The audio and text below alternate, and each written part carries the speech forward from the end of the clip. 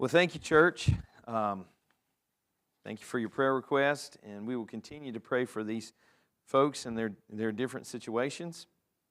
Tonight, I just wanted to share a few things, kind of continuing a similar thought that I shared this morning as part of my sermon this morning. And I'm looking back in my notes to see exactly how I worded this. But as I was bringing my message to a close this morning, there was something I said, and as I was even, mentioning this, God brought this image to mind, and so I wanted just to go there tonight, and that was this. One of the last points I said was that victory, when it comes to fighting the fight that Lord is calling us to fight, the reason we're putting on the armor of God, the reason we're doing this, we're fighting this fight, but we must constantly understand that victory comes from the Lord. God has already provided the victory. He already has. Yet, He gives that victory to those that are willing to fight. He works in and through people. This is similar to what we talked about Wednesday night, right? Where I said that God can work through the things that we're willing to do. But God can't work through the things that we don't do. It's just like these shoe boxes right here. God can minister and use those shoe boxes only if you pack one. If you never packed a shoe box and never sent a shoe box, God can't use that to bring about life change to someone's life. Because the only reason that shoe box is being taken to a certain place and the gospel is being shared along with it is because somebody packed the shoebox to go, right? And it takes a certain amount of shoe boxes to provide for villages around the world in all these various places, whether it's Africa or Asia or South America, wherever they may end up. But if that shoebox was never packed, it could never be sent, and the gospel may not be shared because it's not going anywhere. Does that make sense? In the same way, God provides victory in our battles, but only to those that are willing to fight. And I'll give you an example from Scripture where we see that. And that's in the story of David and Goliath. I know we recently talked about the story of David and Goliath, but we're going back there again. All right? And I read it weekly, okay? In a house full of boys, there's one Bible story that ends up getting read more than all the other ones, and it's David and Goliath, okay? And we have to use voices and things like that. I promise I won't do that, okay? I promise I won't. But that's usually what happens. Come on, Daddy, you got to do the voices, all right? But turning to David and Goliath, we're not going to read the whole account because that's all of 1 Samuel chapter 17. So we're in 1 Samuel 17, but we're going to read just a portion of it. And let's see.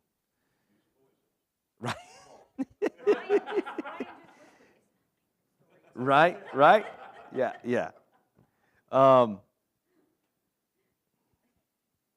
Let's see, where do we want to begin? We'll start in verse 19. All right, so David has been sent to his brothers by his father to carry food to them, and we're picking up in verse 19. It says this. It says, "Now Saul and they and all the men of Israel were in the valley of Elam, fighting with the Philistines. And David rose early in the morning and left the sheep with a keeper, and took the provisions and went, as Jesse had commanded him. And he came to the encampment, as the host was going out to the battle line, shouting the war cry. And Israel and the Philistines drew up for battle, army against army. And David left the things in the charge of the keeper of the baggage, and ran to the ranks, and went and greeted his brothers. As he talked with them, behold, the champion, the Philistine of Gath, Goliath by name, came up out of the ranks of the Philistines and spoke the same words as before. And David heard him. And all the men of Israel, when they saw the man and fled from him and were much afraid, and the men of Israel said, have you seen this man who has come up? Surely he has come up to defy Israel. And the king will enrich the man who kills him with great riches, and will give him his daughter, and make his father's house free in Israel. And David said to the men who stood by him, what shall be done for the man who kills the Philistine and takes away the reproach from Israel? For who is this uncircumcised Philistine, that he should defy the armies of the living God? And the people answered him in the same way. So shall it be done to the man who kills him. Now Eliab, his eldest brother, heard when he spoke to the men. And Eliab's anger was kindled against David. And he said, why have you come down? And with whom have you left those few sheep in the wilderness? I know your presumption and the evil of your heart, for you have come down to see the battle. Typical older brother. And David said, what have I done now? Was it not but a word? Typical younger brother. And he turned away from him toward another and spoke in the same way. And the people answered him again as before. When the words that David spoke were heard, they repeated them before Saul. And he sent for him. And David said to Saul, let no man's heart fail because of him. Your servant will go and fight this Philistine. And Saul said to David, you are not able to go against the Philistine to fight with him, for you are but a youth, and he has been a man of war from his youth. But David said to Saul, your servant used to keep sheep for his father. And when there came a lion or a bear and took a lamb from the flock, I went after him and struck him and delivered it out of his mouth. And if he rose against me, I caught him by his beard and struck him and killed him. Your servant has struck down both lions and bears, and this uncircumcised Philistine shall be like one of them. For he has defied the armies of the living God. And David said, the Lord, who delivered me from the paw of the lion and from the paw of the bear, will deliver me from the hand of this Philistine. And Saul said to David, go, and the Lord be with you. So pausing for just a moment, we see David first saying this to the people, and his brothers, Eliab and him have this conversation, and Eliab's like, you need to keep your mouth shut, all right? And I know that you're just coming down here for no good reason, and where did you even leave your few little sheep, right? I mean, Eliab, come on, Eliab, those are your dad's sheep. All right? Why are you talking bad about your dad's property? Okay, you're just picking on your brother, right?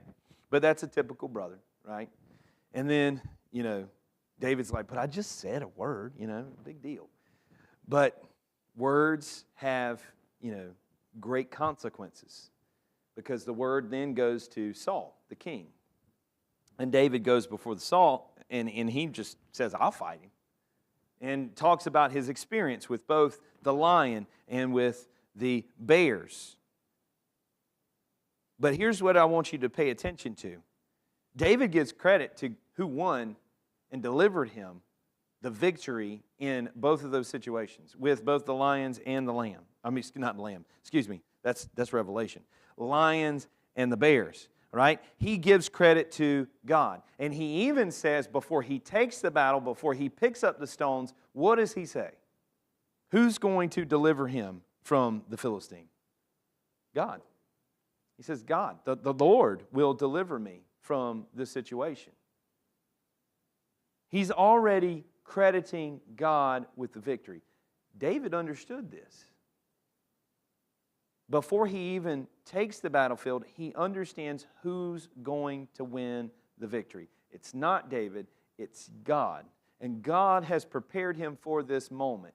Out in the wilderness, where nobody else could see, God delivered him from the lion. He delivered him from the bear. He protected him, and he brought victory to his life. But the only reason God was able to bring that victory was because David had the courage and the willingness to fight. Had David not have courage, had he not had the willingness, God would not have delivered him from the lion or the bear.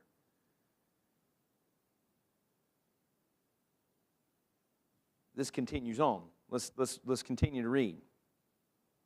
Verse 38, it says, Then Saul clothed David with his armor. He put a helmet on his head and clothed him with a coat of mail. And David strapped his sword over his armor. And he tried in vain to go, for he had not tested them. Then David said to Saul, I cannot go with these, for I have not tested these. So David put them off. And he took his staff in his hand, and he chose 5 smooth stones from the brook, and put them in the shepherd's pouch. His sling was in his hand, and he approached the Philistine. All right, so let's pause here for a second. God does not give the victory to Saul. Why? Because Saul is unwilling to wear his own armor. Saul is unwilling to take the battlefield to defend his people. That's why God will later, eventually, before this, that's why God has already anointed who? David as the future king. Because not because one is better built for wearing armor, but because one has a heart at being a better king. And the reason David has that heart that's after God's heart is because of his willingness to trust God. His willingness to be faithful to God. His willingness to stand up for God's call in his life. Let me say it that way. Because that's what we see. When David comes down to where the armies are against each other and they're shouting and they're chanting back and forth, and he hears the things that Goliath is saying about his people and about his God, he's just filled with this righteous anger that he has to do something about it. Because he's not going to let somebody talk about his God. And he's not going to let somebody talk about God's people that way. And he just has to do something. But why isn't Saul upset? Why isn't Saul angry? Why isn't he putting his own armor on and taking the field? That's what our good king should do, right? That's what the right king would do. There is a king that did that. The King of Kings, right? Jesus didn't pass off his armor to somebody else to wear. He didn't pass his cross to anybody else to bear up the hill of Calvary. He bore it himself. He willingly went. He had the courage and the boldness to carry his own cross. God provided victory even through Jesus because of his willingness to go. So here we see David. He can't wear Saul's armor, and we talked about that already. It's not tested. That's not his armor. In fact, God had already prepared him with his own armor, and that is just a different armor, that staff and that sling. But notice too that God could not have provided the victory had not David picked up the stones. Right? And he picks up the 5 stones. Now, I've heard different, discussions about this, and some theologians say the reason he picked up the 5 stones is because there was Goliath, and Goliath had 4 brothers. And, I don't know how scriptural that is, but it's a nice thought, right, to think that. But all I know is he picked up 5 stones. But God only needed what? 1. And that's the thing. God only needs you to be willing to go. He only needs you to be willing to stand up. He only needs you to be willing to accept His call in your life. And through that willingness, God can achieve great and mighty things. But you have to have the heart and the courage to say, yes, I'll do it. David had that courage. He had that boldness. And so he picks up the stones from the brook and he takes his sling in his hand. And he steps out on the battlefield. Here we go, verse 41. And the Philistine moved forward and came near to David with his shield bearer in front of him.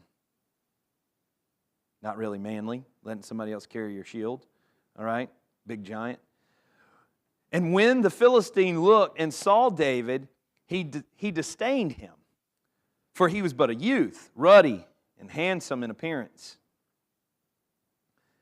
And the Philistine said to David, "Am I a dog that you come at me with sticks?" And the Philistine cursed David by his gods. And the Philistine said to David, "Come to me, and I will give you your flesh to the birds of the air and to the beasts of the fields." And then David said to the Philistine, "You come to me with sword and with spear and with the javelin, but I come to you in the name of the Lord of hosts, the God of the armies of Israel, whom you have defied. This day the Lord will deliver me into your hand, deliver you into my hand, and I will strike you down and cut off your head. And I will give the dead bodies of the host of the Philistines this day to the birds of the air and to the wild beasts of the earth, that all the earth may know that there is a God in Israel, and that all this assembly may know that the God saves not with sword and spear, for the battle is the Lord's, and He will give you into our hand." When the Philistine arose and came and drew near to meet David, David ran quickly toward the battle line to meet the Philistine. And David put his hand in his bag and took out a stone, and he slung it, and he struck the Philistine on his forehead. The stone sank into his forehead, and he fell on his face to the ground. Now, there are some videos online you need to go check out, all right? There are still shepherds from the Kidron Valley that still practice using these slings, all right? And they have tested the knockdown velocity of these slings using ballistic dummies, and they have calculated that the force of this stone coming out of this sling would have been the same force as a .44 Magnum bullet, okay? So who was outmatched that day? Okay? See, here's the thing. We look at the story and we always, and I won't say this, I won't say always. There are some people who just think about the analogy from this story. You know, even in sports, we call it a David and Goliath, situation where you have this one team that's just powerful and awesome and mighty, and then you have this other team that maybe they're not really, but they beat that team. That one time they beat this team, and they would say it's a David and Goliath struggle. No. If God is on your side and God has prepared you, no. Okay? The one who was unprepared and the one who was not ready for that day of battle was Goliath. Goliath brought a sword to a gunfight. Okay? It's all about perspective. See, people looked at David as, well, he's not dressed in armor. He doesn't have a sword. He doesn't have a spear. He doesn't have a shield. But God had given him a superior weapon. All those years that he spent in the wilderness, playing his harp to the sheep and to God, writing psalms and singing there. I just see him like sitting there on a hillside, just practicing with his sling. That's another thing about those slings. When they swing them around and you hear that crack, what you're literally hearing is the sound barrier being broken. That's how fast that object is coming out of there. Okay? And he just, pow. I mean, I think about, someone Everett's age. A young man sitting out there, and he's just killing time. right? Yeah, no. And he's gotten really good with this thing. In fact, these same shepherds today still have accuracy enough to knock a bird out of the sky. Okay? So he was accurate, and it had the knockdown force of a .44 Magnum bullet. Okay? God had prepared this young man to be the superior champion, not just for this moment, but for his life. Because not only does David win this one battle, but he then has his 300 men, and they defeat the Philistines and completely take them off the map. Right? Read the rest. I mean, David wins battle after battle after battle, but it's God who prepared him, and it was his willingness that God was able to use. I'll finish the story. Looking now at verse 48, it says, when the Philistines arose and they came near, they came near and drew to meet David. Further down. He fell down on his face. All right, verse 50. So David prevailed over the Philistine with a sling and with a stone, and he struck the Philistine and killed him.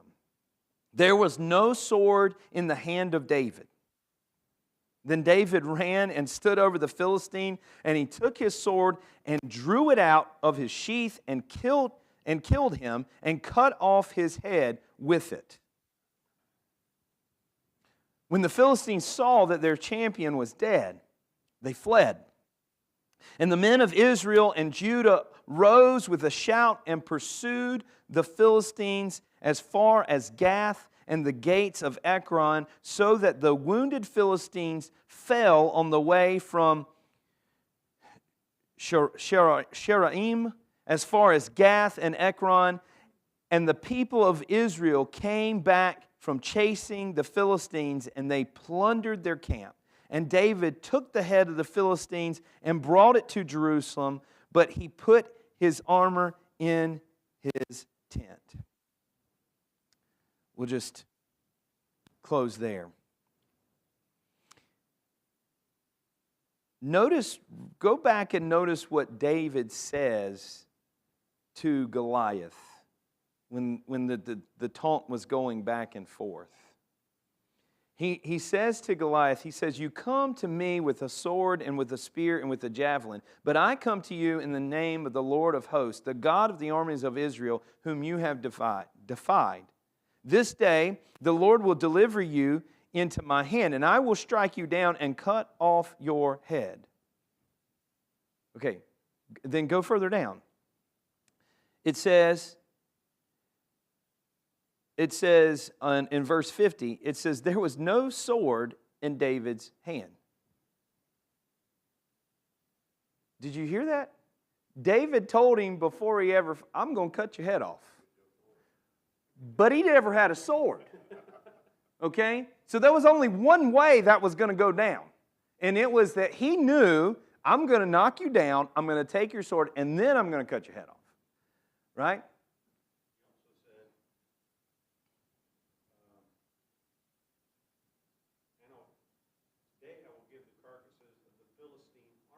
Yes. Not only am I going to kill you, cut your head off, we're going to whip your whole army too. And it happens. Yeah. It happens. So there's a few things here. So there's the faith of David, all right, to believe God, because surely God is the one that gives him this direction, this foresight that this is going to happen. But God had prepared him. God had prepared him for these days. Using that sling, practicing with that sling, fighting the lion, fighting the bear, preparing him for this day of battle. There was a history of preparation, a history of trusting God, being faithful to God, allowing God to use him. And now we see it in this moment. The other thing that I want to point out is the pursuit of Israel. That is something that, when it comes to spiritual warfare, that we as Christians don't do. We don't pursue. We don't take ground back. And we should. It's good. That's what happens here. You know, not only did they defeat Goliath and their enemy fled, but what did they do? They pursued after the enemy. They took back what was rightfully theirs. Where did all the spoils that the Philistines come from? It came from Israel. It belonged to Israel. They had taken it. And they were going to take their whole nation. And so they pursue and they continue. And so when we talk about spiritual warfare, we need to talk about how we fight. And we talked about that. Fighting is not how we fight in how the world fights. Fighting for us is surrendering our life to God, living in obedience, and being faithful, and standing firm in the midst of all of this. But there are going to be times when the enemy's defeated. And when the enemy's defeated, what should we do? Should we just celebrate that he was defeated? Or should we pursue and take back the ground that was taken? And so what does that look like for us as the people of God in our society and in our community today? Is where are the areas where the enemy has established strongholds? How are we praying against that? How are we working against that? How are we resisting against that? And when the day comes that the enemy is defeated, what are we going to do to take it back? I mean, think about it. I'll just use one example. Think about our, public school system. It's not preaching God, and it's not using to honor God, right? But right now, if we prayed against it and God were to move and God were to say, all right, the enemy's out of here, do Christians have the ability to take over something of that size in that situation? Do you understand what I'm saying here? As the people of God, we must allow God to use us to resist the evil one, but at the same time, what are we doing to prepare to take that ground back? Even laying a foundation and a groundwork for a future of that. What does that look like? How do you lead to something like that? And that's just one aspect of our life and in our community and our society, but what are we doing to provide a Christian alternative to something like that that could even have the ability?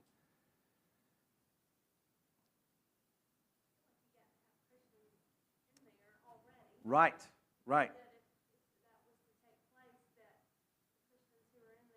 They know how to lead.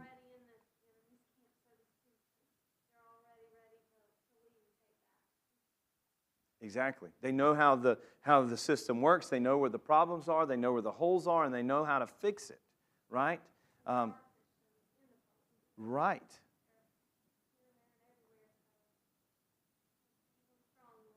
Amen. Well, and because it's like you think about David. Okay, where was God preparing him to what was He preparing him to do and to take over? And that was to become king. Where did God train him to become king? By leading sheep. Right? By leading sheep. That's how God prepared him for that. Because He gave him the heart of a shepherd. And that's the same heart of a king. What makes a shepherd a good shepherd? A good shepherd makes sure that his sheep are provided for. A good shepherd has to deal with unruly sheep at times, right? And also a good shepherd is going to protect and defend his sheep. And so he has to make sure that they're provided and cared for. He has to make sure that things happen in an orderly manner and that justice is taken care of. If there's unruly ones, I mean, you just think about it. If you got one sheep that's biting all the other sheep, well, we got to do something with that one, right? To take care of all the sheep. And then he's got to protect them from the wolves. Well, what does a king do? A king provides for his people. He provides justice for his people. But he also protects his people. And that's what God had prepared him for way before. But it was the preparation. And then as he faced these enemies, he didn't just win the battle and was satisfied. He won the battle and then pursued and then continued on. And so I think as Christians, that is one thing that we need to be praying about and thinking about, is that our job is not just to stand and to stay in that spot. Our job is to stand and let God bring the victory. But when God does bring the victory, are we pursuing God to that new place where He can use us for even greater use? Any other thoughts or comments?